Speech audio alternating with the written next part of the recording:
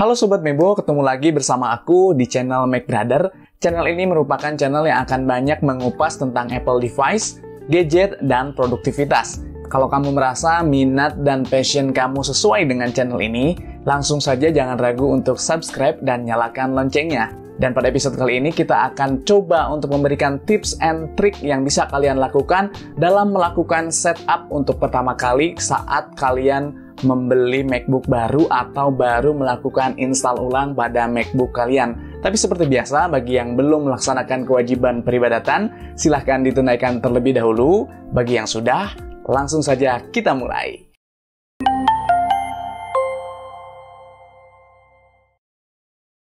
Oke Sobat Mebo, di video kali ini aku akan memberikan beberapa tips melakukan setup pada MacBook baru atau MacBook yang baru diinstal ulang. Ada beberapa poin yang ingin aku share di video kali ini buat kamu. Di antaranya kita akan melakukan setup pada trackpad, pada Finder, dan pada docking. Seperti apa caranya? Langsung saja kita mulai di poin yang pertama. Kita akan melakukan setup pada trackpad. Kita masuk ke menu System Preferences, lalu kita masuk ke trackpad. Pada tab Point and Click, kalian checklist saja semua, Lookup and Data Detectors, Secondary Click, dan Tap to Click, semuanya di checklist. Untuk fungsinya kalian bisa lihat video ilustrasi yang ada di samping. Untuk Tap to Click ini agar kita cukup melakukan atau menyentuh trackpad yang tersedia pada MacBook kita dan nggak perlu kita klik-klik atau menekan-nekan trackpad tersebut dan kadang yang membuat kita itu kerasa annoying gitu. Jadi dengan fitur Tap to Click ketika kita aktifkan, maka kita akan cukup lebih nyaman tinggal menyentuh trackpad kita, maka proses clicking akan berjalan. Lalu di tab berikutnya, di tab Scroll and Zoom, opsi yang pertama ini, Scroll Direction Naturalnya, kita juga aktifkan, checklist saja. Untuk video ilustrasi fungsi dari Scroll Direction Natural, bisa kalian lihat video ilustrasi yang ada di sana. Dan yang terakhir di tab More Gesture, Notification Center dan Apps Expose juga diaktifkan saja di checklist. Pokoknya semua fungsi yang ada di fitur trackpad ini kalian checklist saja semuanya.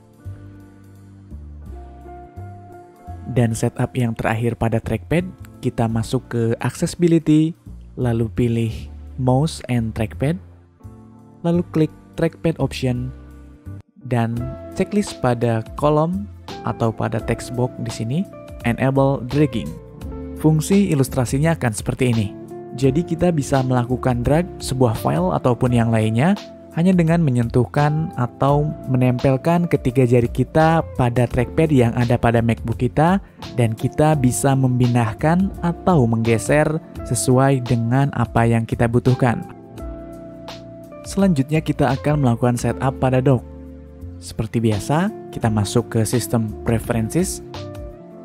Kita pilih dock. Yang pertama, Magnification.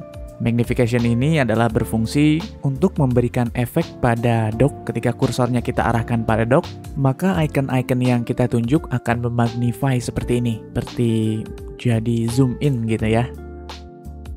Lalu, fungsi berikutnya yaitu fitur size. Nah, fitur size ini berfungsi untuk mengatur besar kecilnya icon-icon aplikasi yang ada atau tersedia pada dock.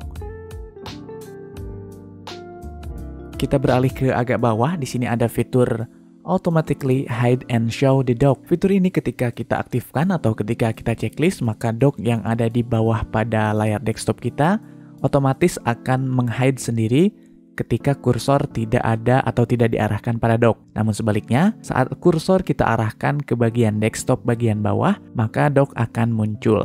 Jadi bisa kalian setting sehingga tampilan desktop kalian akan terlihat lebih clean jika kalian suka dengan opsi ini. Oke, kita lanjut masih berhubungan dengan dock. Di dock ini terdapat banyak sekali icon aplikasi yang bisa kita munculkan atau kita hapus. Nah, cara untuk menghapus atau meremove icon yang ada pada dock adalah seperti ini. Kita pilih aplikasi atau icon aplikasi yang akan kita remove. Misalkan photo booth di sini ya. Kita klik, tahan, lalu kita drag ke atas sampai ada pop-up text remove seperti ini. Lalu kita rilis atau kita lepaskan. otomatis icon yang akan kita hapus atau yang akan kita buang dari dock akan menghilang. Seperti ini hasilnya. Lalu bagaimana cara menambahkan icon aplikasi pada dock? Kita masuk ke folder aplikasi, seperti ini misalnya. Atau kalian juga bisa klik Finder lalu pilih folder aplikasi. Lalu kalian tentukan aplikasi mana yang akan ditambahkan pada dock. Lalu kalian tinggal klik dan drag, lalu sisipkan pada bagian dock yang kalian kehendaki. Sekali lagi, kalau mau remove, tinggal kita pilih icon aplikasinya, kita klik dan drag ke atas, muncul teks pop-up remove, dan kalian rilis atau lepas. Maka aplikasi atau icon aplikasi akan hilang dari dock kita. Cukup sederhana ya. Oke, kita lanjut ke tips berikutnya. Kita akan melakukan setup keyboard. Oke, kita masuk ke System Preferences, lalu pilih Keyboard. Di tab keyboard, kita checklist saja adjust keyboard brightness in low light. Fungsinya agar lampu pada keyboard menyesuaikan saat kondisi cahaya pada ruangan sangat minim. Lanjut ke tab text, kita uncheck saja kolom yang pertama, correct spelling, dan kolom yang kedua, capitalize words, agar tidak mengganggu saat kita melakukan proses pengetikan di dokumen kita. Karena kadang sering terjadi auto spelling sendiri dan kalimat yang muncul atau kata yang muncul tidak sesuai dengan yang kita harapkan. Jadi sebaiknya kita matikan saja fitur ini. Oke, kita lanjut ke setup Finder.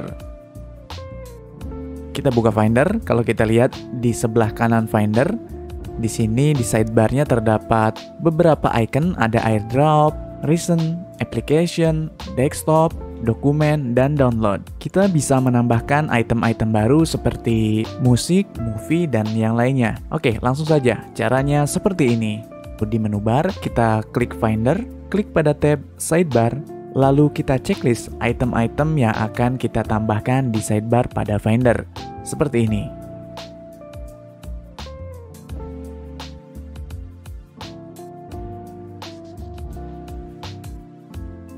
Lalu berikutnya ada tab teks. Di sini banyak opsi warna yang disediakan untuk melakukan teks. Teks ini berfungsi untuk melakukan grouping atau menandai file-file yang kita anggap penting, sehingga kita bisa mudah mencari file tersebut saat sewaktu-waktu dibutuhkan. Misalnya gambar mobil ini. Dua gambar mobil ini aku coba tandain warna kuning. Nah, lalu kita bisa cek di sidebar bagian bawah, ada item tags di sana. Ketika kita klik warna kuning seperti ini, maka semua file yang kita tags berwarna kuning tadi akan muncul. Sehingga sangat mempermudah kita melakukan grouping-grouping file penting yang kita butuhkan dengan cepat. Kita tinggal klik saja bagian tags yang ada pada sidebar ini. Tags bisa digunakan untuk file maupun untuk sebuah folder. Jadi ini sangat membantu kita dalam proses pencarian file sehingga bisa mempermudah pekerjaan kita. Oke, kita lanjut ya. Yang berikutnya kita akan melakukan setting pada baterai. Maksud setting di sini adalah memunculkan persentase sisa baterai yang masih tersedia pada MacBook kita. Seperti ini cara melakukannya. Kita klik icon baterai pada status bar. Lalu kita aktifkan show percentage di sini. Maka indikator baterai dalam bentuk persentase sudah bisa kita lihat di status bar. Oke, berlanjut ke tips berikutnya, yaitu mengaktifkan atau memunculkan icon Bluetooth pada menu bar. Ini sangat membantu mempercepat saat kita akan mengaktifkan atau menonaktifkan Bluetooth. Fungsi Bluetooth sendiri tentu sudah kita tahu. Misalnya akan mengkoneksikan MacBook dengan TWS atau AirPods dan mungkin peralatan atau device yang lainnya. Sehingga dengan memunculkan Bluetooth di status bar atau di menu bar, kita bisa lebih cepat menonaktifkan atau mengaktifkan Bluetooth saat dibutuhkan. Oke, kita lanjut ke tips berikutnya, yaitu login iCloud. Pertama, kita pilih ke menu System Preferences, lalu kita klik iCloud, dan silahkan masukkan email serta password akun iCloud masing-masing. Jika kamu belum memiliki akun iCloud, silahkan melakukan registrasi dengan akun Gmail kamu. Dan pastikan ketika kamu membeli MacBook bekas atau MacBook second, akun iCloud sudah di logout. Karena pada beberapa MacBook, khususnya MacBook terbaru seperti tahun 2018, 2019, 2020, ketika akun iCloud pemilik lama masih ada pada MacBook kita, maka kita tidak bisa melakukan login dengan akun kita maupun menginstal ulang pada MacBook kita, karena akan terlock seperti halnya iOS pada iPhone. Jadi, pastikan saat membeli MacBook second atau bekas, akun iCloud pemilik lama sudah logout atau sudah clean. Dan tips yang terakhir adalah membuat password pada akun kamu. Kita masuk ke System Preferences, lalu pilih User and Groups, klik opsi Change Password. Lalu di kolom Old Password, kalian kosongkan saja jika sebelumnya memang tidak ada password yang tertanam. Lalu masukkan New Password. Pastikan password yang kalian buat adalah password yang mudah kalian ingat dengan kombinasi huruf kapital, alfabet, dan angka untuk memperkuat sistem security-nya. Di kolom terakhir, masukkan kembali password yang kalian buat sebelumnya untuk verifikasi. Dan di kolom terakhir atau password hint, masukkan clue yang mempermudah kalian mengingat password tersebut ketika kalian lupa nantinya. Ini opsional ya.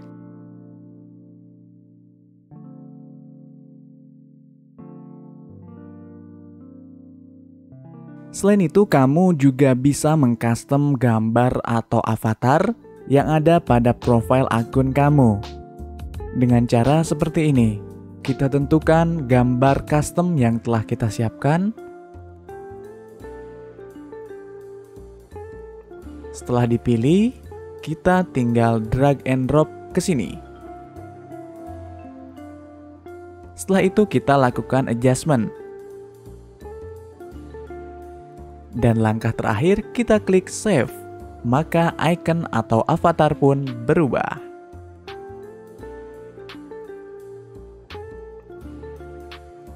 Nah Sobat Mebo, itulah setup yang bisa kamu lakukan pada MacBook baru kamu atau pada MacBook yang baru kamu install.